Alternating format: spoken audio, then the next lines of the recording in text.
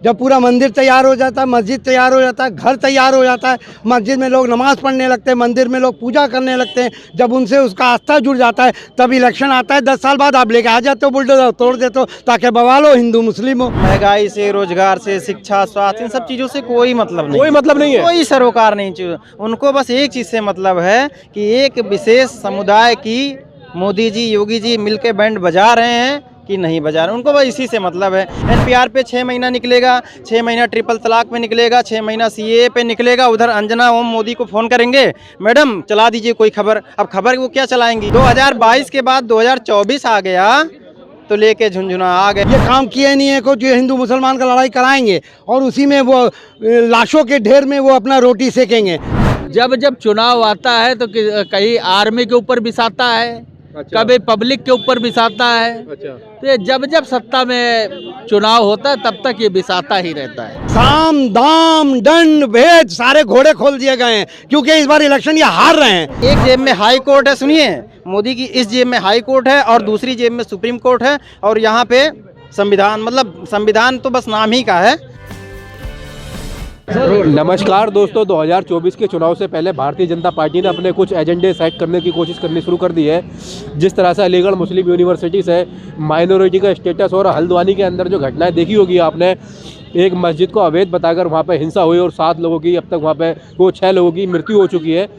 तमाम इस देश के अंदर ऐसे ऐसे मुद्दे आ रहे हैं जिससे अब लगता है कि देश के अंदर चुनाव जो है वो सांप्रदायिक मुद्दों के ऊपर लड़ा जाएगा। अब इसी को लेकर हम लोगों के बीच में हाजिर हुए। कब तक इस देश की जनता इसी मुद्दे पर वोट करती रहेगी?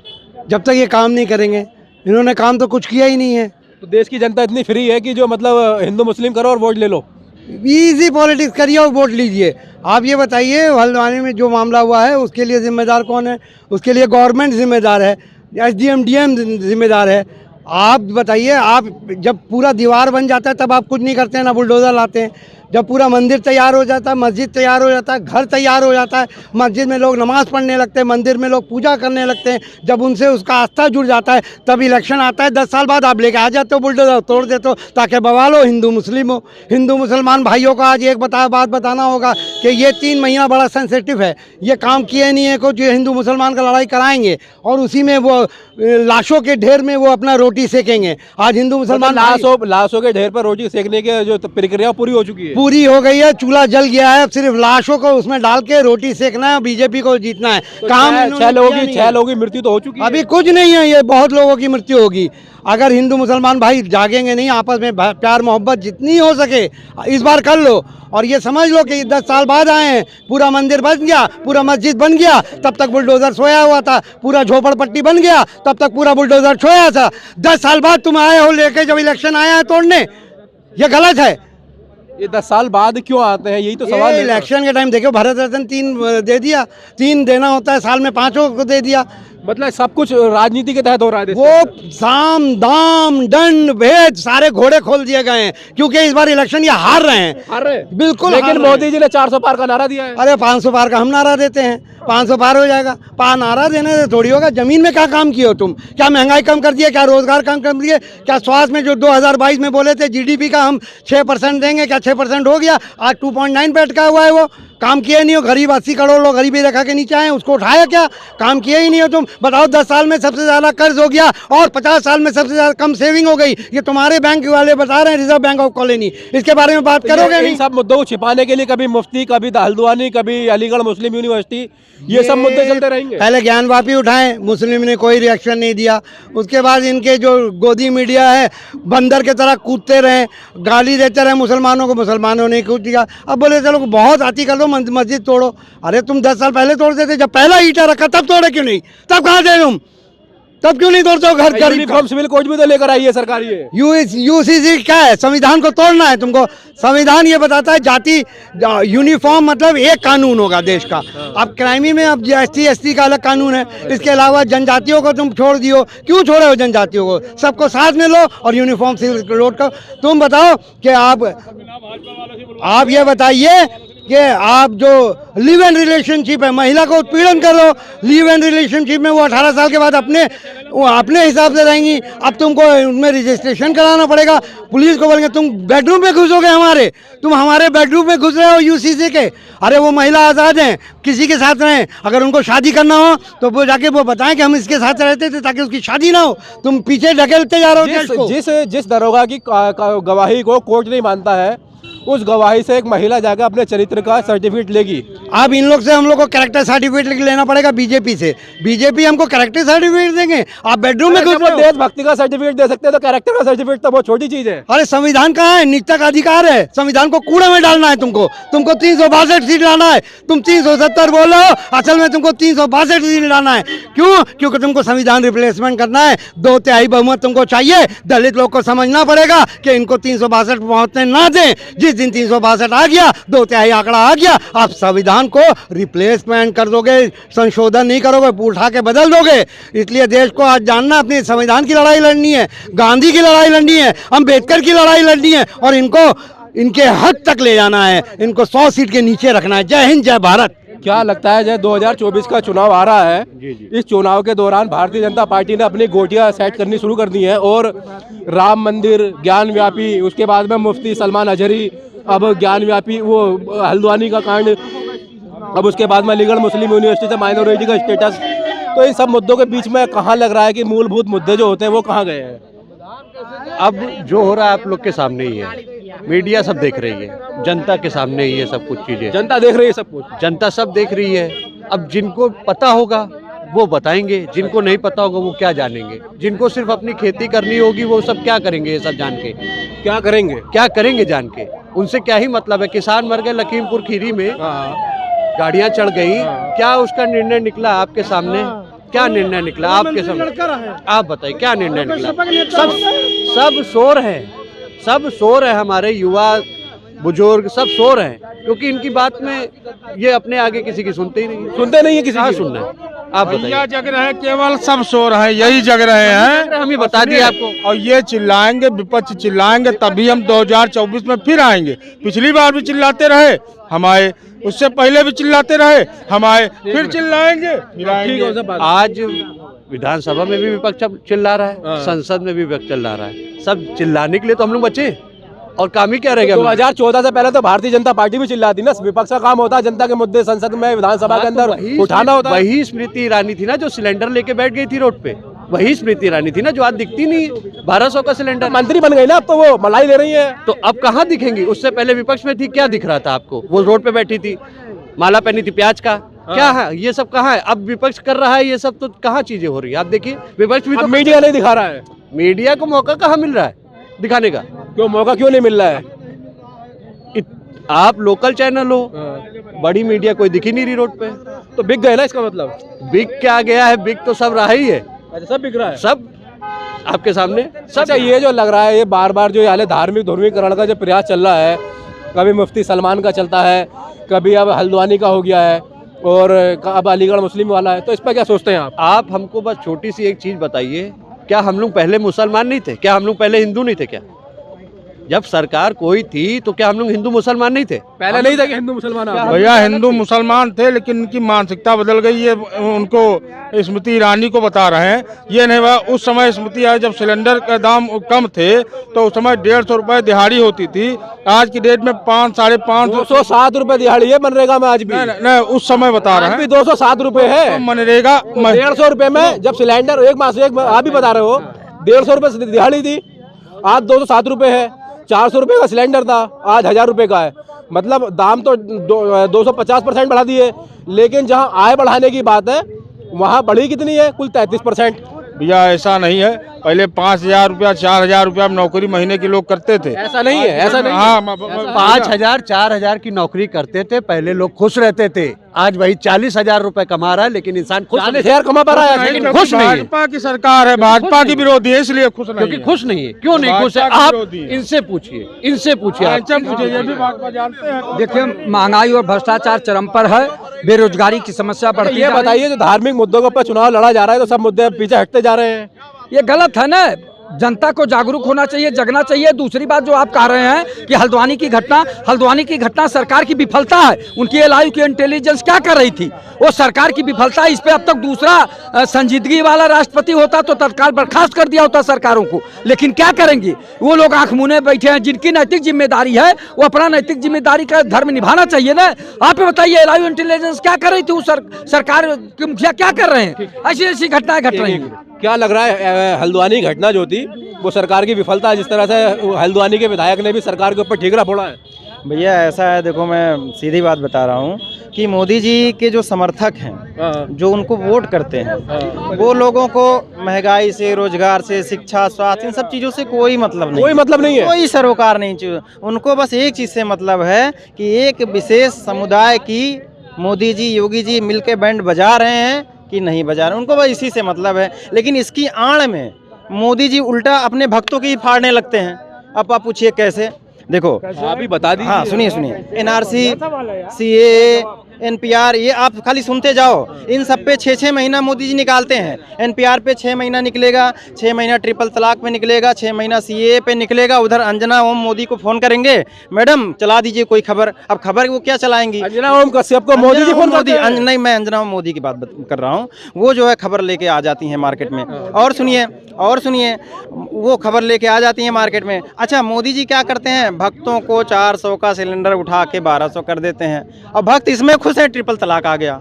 भक्त इसमें खुश है, सीए आ गया। भक्त इसमें खुश है, एनआरसी आ गया। अब देखिए, जो अभी कुछ लोग कह रहे थे कि जो है योगी जी जो है ये पुलिस भर्ती निकाले हैं, यहाँ देखिए भाजपा के तमाम लोग हैं समर्थक। मैं पूछना चाहता हूँ 2017 से 2022 तक मुख्यमंत्री उत्तर प्रदेश का कौन था और कितनी नौकरियाँ निकाली? आप पत्रकार हैं, आपको भी पता होगा। अब सुनिए 2022 के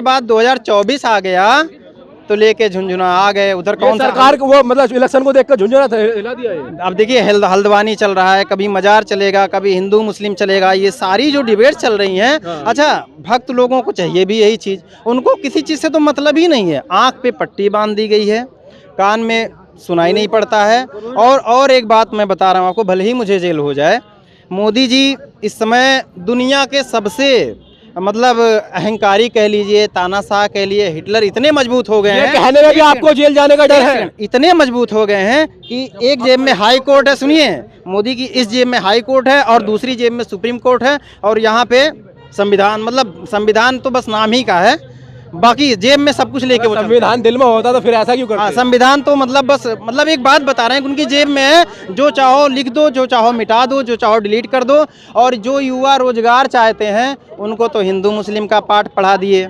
अब वो बेचारे उससे ऊपर आ ही नहीं पा रहे हैं। और सुनिए, और ये जो छोटे दलों को खरीदते हैं मोदी जी, भाई तमाम जगह पे देखिए सरकार तोड़ना बिगाड़ना। जिस भी छोटे दल को मोदी जी ने लिया उसका जनाधार खत्म, उसके सारे वोटर मोदी जी के हो जाते हैं। और वो नेता चाहे नीतीश कुमार ही क्यों ना हो, 5 साल बाद देखिएगा झुंझुना बजाएगा। तो सम्राट चौधरी ने कल कह भी दिया ना कि अब नीतीश कुमार कमजोर पोजीशन में है, अब उनको डैमेज किया जा सकता है। सम्राट चौधरी तो एक नंबर के दोगले नेता हैं, पहली बात। अच्छा, दोगले नेता क्यों है? क्योंकि यही सम्राट चौधरी बोले थे नीतीश को उठा के मुख्यमंत्री से नीचे कुर्सी पे नीचे बैठा दूंगा, तब मैं मुरेठा खोलूंगा। आज बताओ भैया, मुरेठा खोला? आप पत्रकार हो, आप बताओ मुरेठा खोला हो?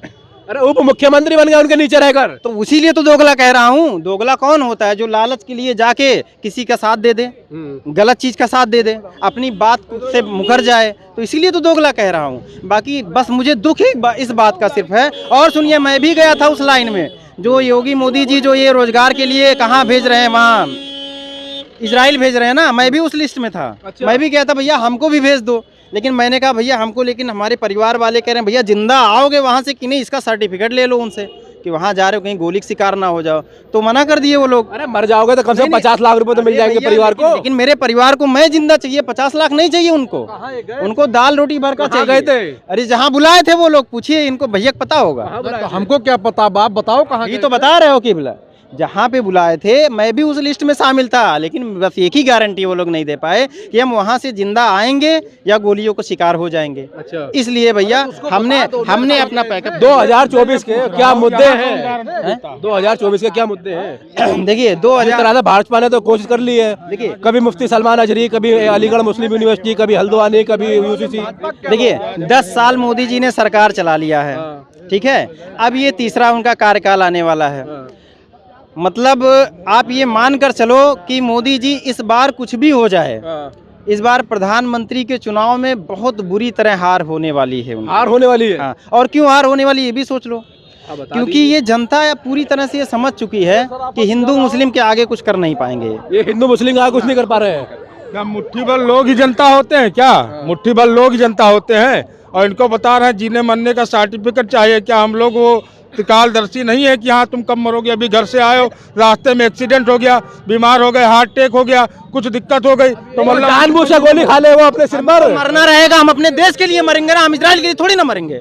हमको मरना रहेगा, अपने देश के लिए मरेंगे, इंडिया के लिए। बहुत लोग जाते रहे सऊदी, लाशें नहीं आती। तो सऊदी में कौन सा युद्ध लड़ने के लिए जा रहे हैं वो? युद्ध लड़ने यहाँ भी नहीं जा रहे हैं। तो सऊदी अरब में कौन सा युद्ध हो रहा है? यहाँ भी युद्ध लड़ने नहीं जा रहे हैं। इजराइल में तो युद्ध हो रहा है। सुनिए, इसका मतलब आप मानते हैं अगर इजराइल में नौकरी निकल रही है तो इजराइल की सरकार अपने लोगों के लिए काम कर रही है, वहाँ पे विदेशियों को बुलाया जा रहा है। अगर भारत के लोग भारत में रहकर नौकरी नहीं कर पा रहे तो भारत में रोजगार नहीं है ना। तो क्या भैया जबरदस्ती थोड़ो भेजे जा रहे हैं? पहले नहीं जाते थे। सरकार तो क्रेडिट ले रही है ना भाई। क्रेडिट क्या, पहले वीजा पासपोर्ट यहाँ हमारे देश के लिए जारी था, आज भी है।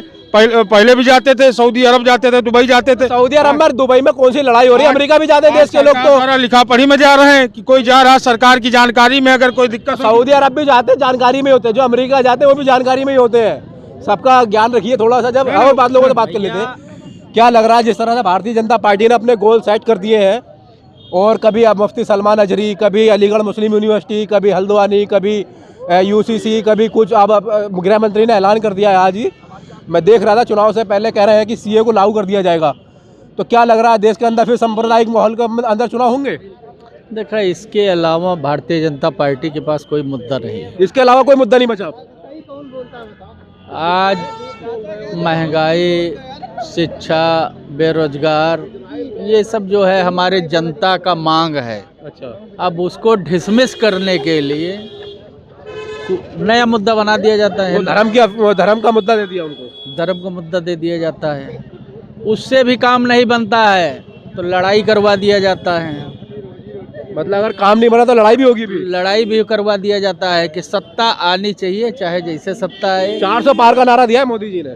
नहीं, वो तो ईवीएम से दिया है, वो अपना नहीं दिए हैं, वो ईवीएम के बल पर दिए हैं। ईवीएम के बल पर दे दिया, ईवीएम के बल पर दिया गया है। वो 400 अपना कुछ नहीं है उसके अंदर। उसके अंदर अपना कुछ नहीं है। 20% वोट नहीं है, 20% भी नहीं है। हम कह रहे हैं सरकार कह रही 400 पार। वो ईवीएम के बल पर कह रहा है ना। ये ईवीएम से वो जान रहे हैं कि ईवीएम में हम सेट करेंगे, क्योंकि यहाँ पे जनता को आज आवश्यकता है, लोगों को, बेरोजगार लोगों को नौकरी की। अच्छा। महंगाई जो इतना ज़्यादा चरम पे पहुँच गई है, महंगाई कम करना है।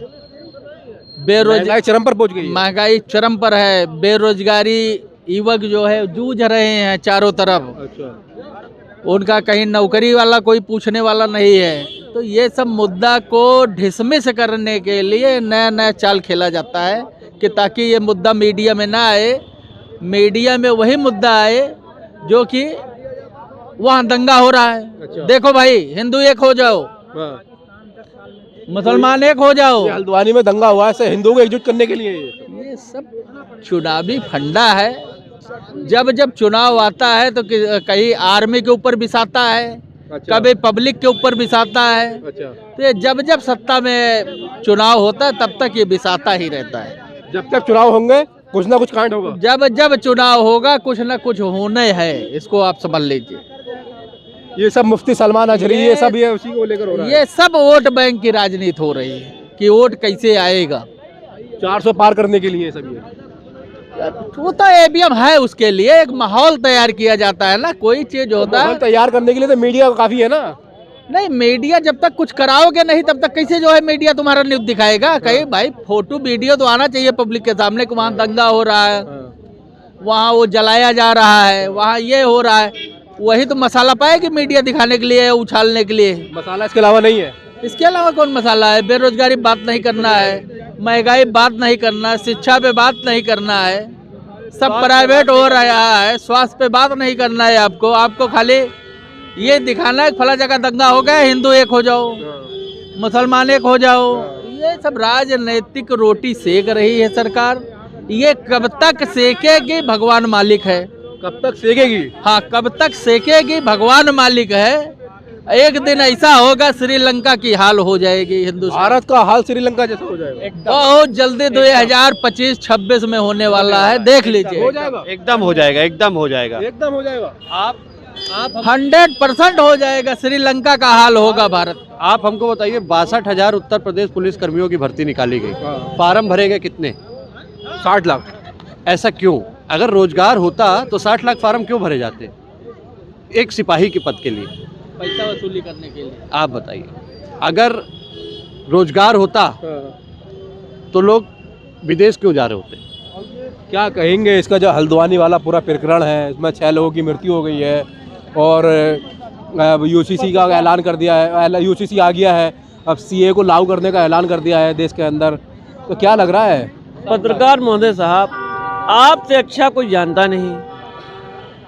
आप पत्रकार महोदय हैं, हम लोग के पढ़े लिखे हैं, और आप आम जनता की जितनी खबर रखते हैं वो तो हमको मालूम नहीं। आप बताइए, आप भी तो आम जनता, हम इसलिए पूछ रहे हैं। आम जनता है, हम मुद्दे की बात करेंगे कि योगी मोदी जी ने विकास के मुद्दे बात नहीं करते हैं। मंदिर को लेके चलेंगे, मस्जिद को लेके चलेंगे। अभी हमारे देख लीजिए आप यहाँ पे अकबर नगर में क्या हाल चाल है, इतने हालात बेकार है। या मुसलमान हमारा भाइयों या हिंदू भाइयों, देखिए किस तरह उसमें पर बर्ताव कराया जा रहा है, बिल्डोजर चलवा दिया जा रहा है। यही हमारे धरती पुत्र मुलायम सिंह की सरकार थी, कोई के गरीब की आंखों से आंसू नहीं निकलते थे, न किसी का घर उजड़ रहा था। और हमारे अखिलेश यादव की सरकार में, माननीय अखिलेश यादव जी की सरकार थी, तभी भी किसी के घर सरकार में भी नहीं हुआ ऐसा।